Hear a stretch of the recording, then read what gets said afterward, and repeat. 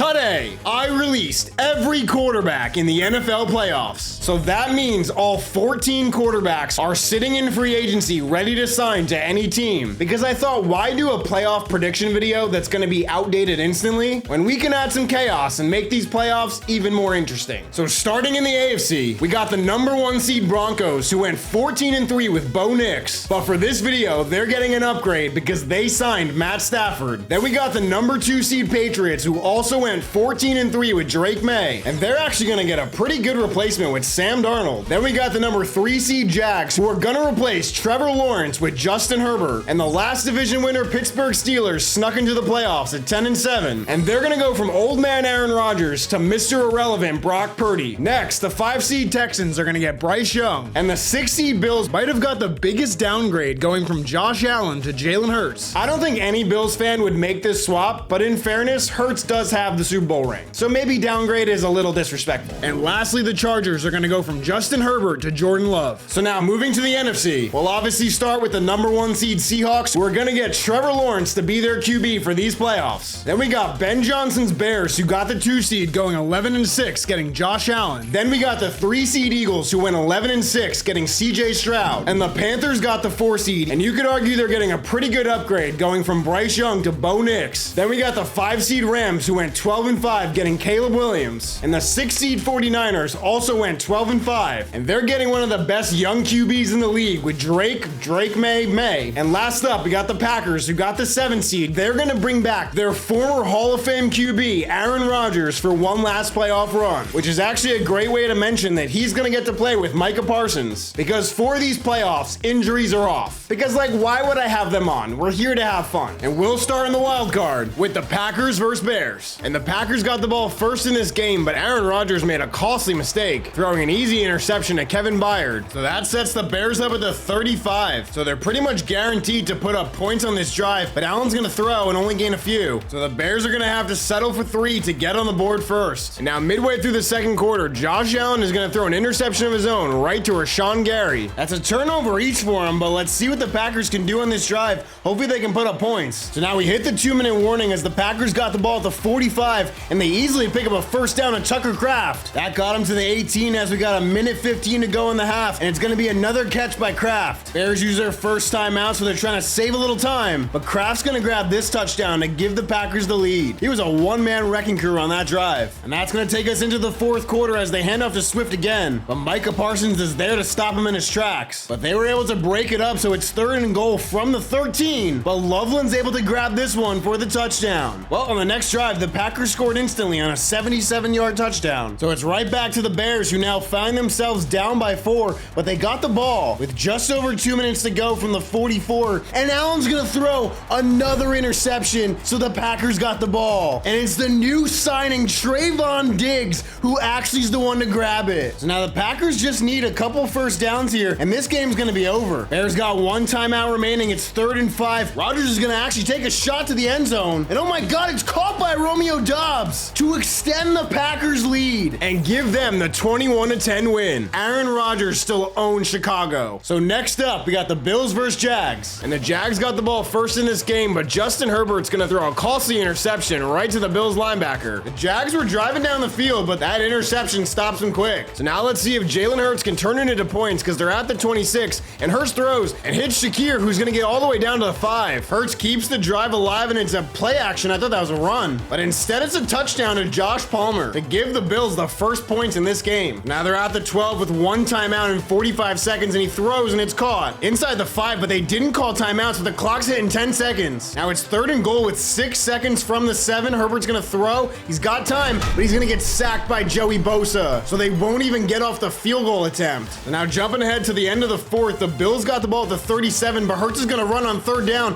and get a big first down. But he gained 15, and I don't know why the camera flipped, but they're gonna get another first down to Palmer as we move into the 4th quarter. And now they're at the 8, so they're gonna hand off to James Cook, who gains 4. The Bills could really put this game out of reach if they score here, and Josh Palmer does exactly that, extending the lead to 14. So Herbert and the Jags are really gonna need to get on the board quick here because they're running out of time. They just passed midfield, but the clock is going under 3 minutes. Herbert throws, and it's picked off by the Bills as they take down the Jags in the wild card. Justin Herbert couldn't help Duval, but Jalen Hurts definitely could help Buffalo. So next up, we got the Rams versus Panthers. But this was an absolute blowout as LA won 38-7, and Caleb Williams had an insane day throwing for 4 touchdown passes, and he even managed to run one in with his legs too. He just put the team on his back in this game. So we'll move on to the Niners versus Eagles. And on the first drive of the game, the Niners drove it downfield to attempt a field goal, but no way, Piñeiro's gonna miss it. This is the most realistic 49ers gameplay. So I guess let's see what CJ Stroud can do, because the Eagles will take over at the 44 and they run play action with Stroud and they get close to a first. On 2nd and inches, Stroud's gonna throw again and check down to Barkley, who's got some space and actually stretches for the first down. Up to the 35 now with just over a minute to go in the quarter, and there's a lot of space right in front of Stroud. He weirdly feels like the perfect replacement for Jalen Hurts. Like, he can do a lot of the same things, but I think is a better thrower. And on this one, he hits the perfect throw to Dallas Goedert to get the touchdown. So now in the second quarter, the Niners got the ball right around midfield, and May's gonna throw and hit Pearsall up the middle, who's gonna gain 24 on this one. They were driving the ball downfield, but they'll have to settle for 3. Now in the third quarter, the Eagles got the ball at the 44, but it's 3rd and 5, and Stroud could have ran for the first on that. They're actually gonna go for it on 4th and 5, which is very aggressive, but it's actually picked off by the Niners. Maybe that'll finally give them a spark on offense, because we're just starting the 4th quarter now, so they really got to get the points quick, and that's going to get them inside the 10 to Ricky Pearsall. So now they're real close to the end zone, and it's a handoff from McCaffrey, who was able to gain 3, but it's 2nd and goal, and May's going to throw and hit Jawan Jennings for the touchdown to take the lead. So let's see how the Eagles can respond as they got the ball at the 45. He lost 6, but it sent him to the 2-minute warning, so let's see what they can do. Now it's dropped by A.J. Brown, so it's 3rd and 16. Stroud's going to throw again, and he's got Devontae Smith close to a first. So that sets up the 57-yard field goal, and he's going to miss it extremely wide right. So the Niners hold on to win this game. So we'll move on to the Chargers versus Patriots. So now jumping ahead to the third with a minute and a half to go, where the Chargers got the ball in the red zone, and now they're getting into the end zone with Ladd McConkey to extend the lead to 10. And now we're in the 4th quarter because the Patriots have done nothing on offense, and Omarion Hampton's got the touchdown to extend this lead even further. Like, I kid you not, the Patriots have done nothing on offense. I don't understand how they've been so non-existent. But we'll jump in to see if they can get some points on the board, and Darnold throws the interception to the Chargers. Literally could not have made it any easier for him. Jordan Love is gonna move on. And last up for the wild card, we got the Texans versus Steelers. Wait, hold on.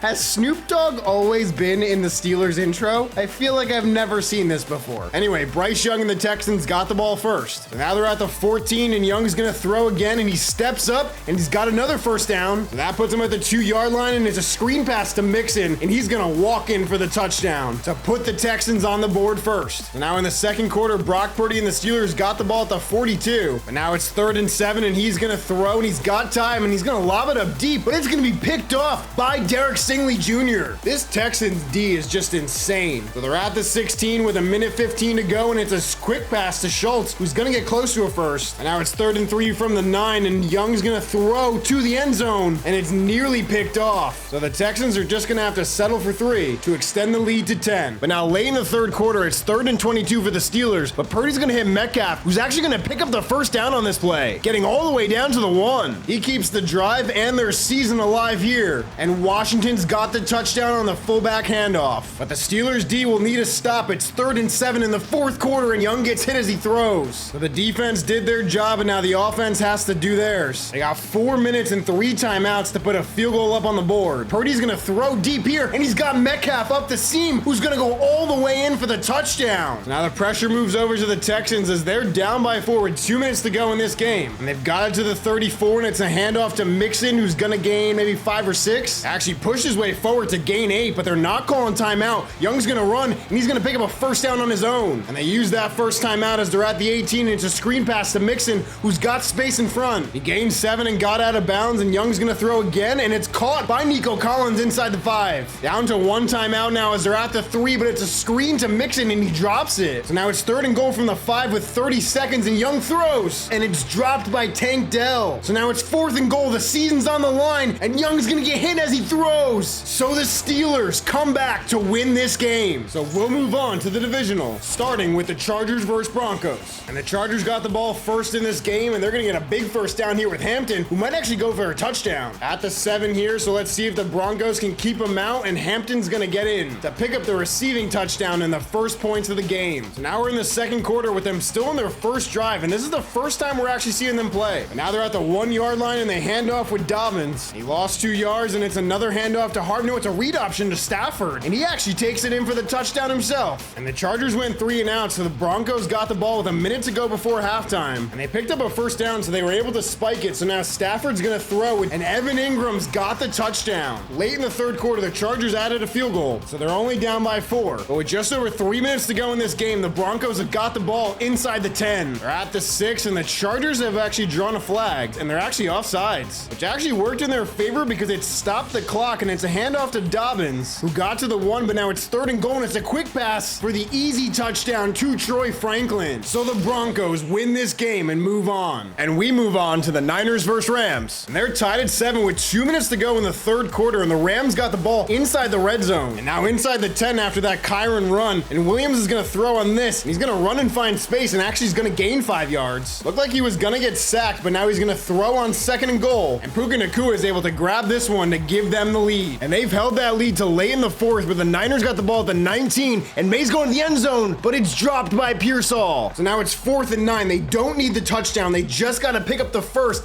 but he's going to the end zone, and it's caught by the guy who's probably not even on this team anymore. But a touchdown, still a touchdown. Oh my God, he missed the extra point. I literally always fast sim the extra points because they never miss. And of course on that one, he misses it. So now the Rams can win on a field goal. The 49ers might have the worst kicking situation in league history. Probably not statistically, but definitely the worst based on vibes and bad luck. But now the Rams got the touchdown to give them the lead in this game. And now it's 4th and 4 with 15 seconds to go. The 49ers might be out of luck here, but it's gonna be, nearly caught. So the Rams hold on to win this game. Now last up for the AFC, we got the Bills versus Steelers. And on the first drive of the game, Buffalo's worked it to the 12, and Hurts is gonna check down to Shakir, who takes it to the 3, and Hurts is gonna throw again to Cook, who's gonna get the easy touchdown for the first points of the game. And that score is held all the way to the 4th quarter, and just hit the 2-minute warning, so it's 3rd and 14. He's got a lot of time in the pocket, and he's gonna step up and try to run, but he's not gonna gain anything. So now it's 4th and 14, instant pressure in his face, and it's caught by Metcalf down to the 1. So the Steelers season stays alive, and they're gonna hand off to Warren, who gets the easy walk-in touchdown. But they left the Bills time, and they've already worked it to their own 44, and Hurts is gonna get sacked by Watt. They had quickly picked up a first down, but now they lost 8, and it's a check down to Cook,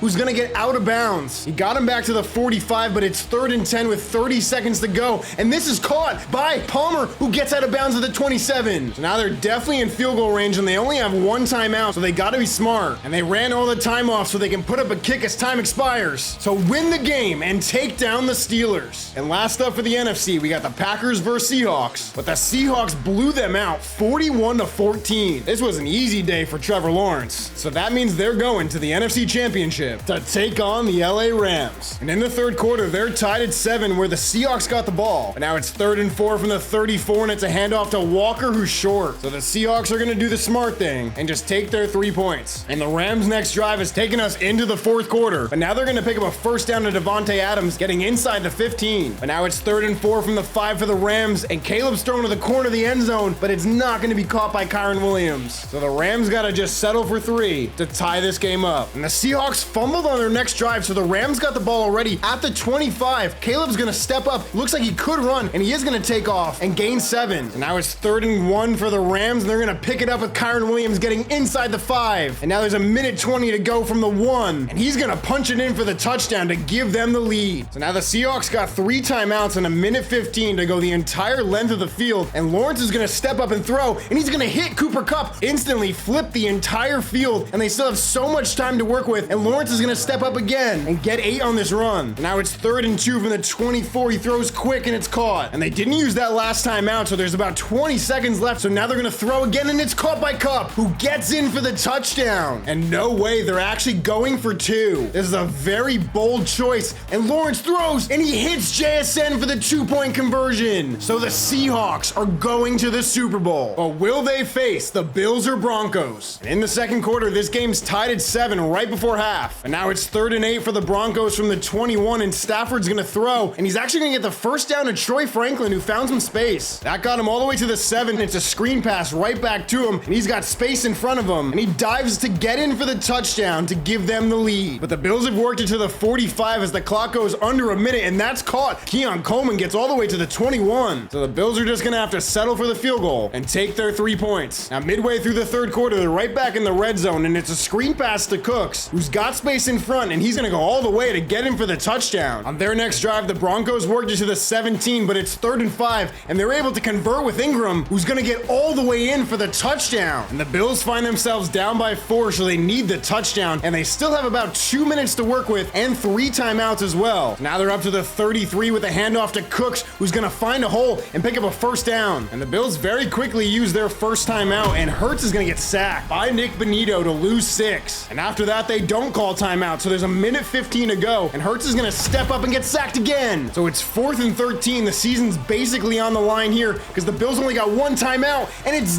caught, but out of bounds. It was actually a great throw by Hurts to the corner of the end zone, but he couldn't keep the foot in bounds, which gives them the win in this game and a date with the Seahawks in the Super Bowl. So we got Trevor Lawrence and the Seahawks versus Matt Stafford and the Broncos. This is possibly the coolest throwback jersey matchup that you could ever realistically create in a Super Bowl, but Stafford's gonna throw and hit Troy Franklin for the touchdown to give them the first points of the game. So now they're at the 29 with 30 seconds, and Lawrence is gonna throw again and check down again to K9, who breaks a tackle and gets another first. So they're running hurry up as the clock goes under 15 seconds. Lawrence is gonna throw and get sacked. So they have to use that last time out as the clock goes under 10 seconds now, and Lawrence throws it away. And on 3rd and 16, they're just gonna settle for the field goal. Then in the third quarter, they added another to put them down by 1. So now there's just about 2.5 minutes to go, and the Broncos just need to add a field goal on this drive. Like, they need to put themselves in position so they cannot lose this game on a field goal. And now they're at the 2, and they hand off to Dobbins, who goes nowhere. And that burned the Hawks last time out, and Stafford's gonna throw on this, and he's gonna hit Dobbins, who's actually gonna lose 2 on the check down. And the 2-minute warning stopped the clock, but there's a penalty on Seattle. Is that gonna be offsides? It is offsides on Seattle. That is brutal, because now it's still 3rd down and the clock is running. And Denver snaps it with about a minute 15, and it's a screen pass to Dobbins, who doesn't get in. But they can keep that clock rolling and put up the field goal with about 30 seconds left. So they leave Seattle 29 seconds and no timeouts to go the entire length of the field to get a touchdown, which is why that field goal was so important. But it's caught by Kupp. He's got to get out of bounds, and he does. He's up to the 36 with 15 seconds now. Lawrence is going to throw out again to him, but he's going to get stuck in bounds. So the clock is rolling. They're not even going to try to spike it. They get the snap. They got to go to the end zone. This is the last play of the game. Lawrence has time in the pocket, but he's going to get hit as he throws. So the Broncos are Super Bowl champions. Matt Stafford on his new team gets it done. So that's going to do it for today's video. If you want to watch more, click one of the videos floating on screen right now. I'll see you guys soon. Be good people.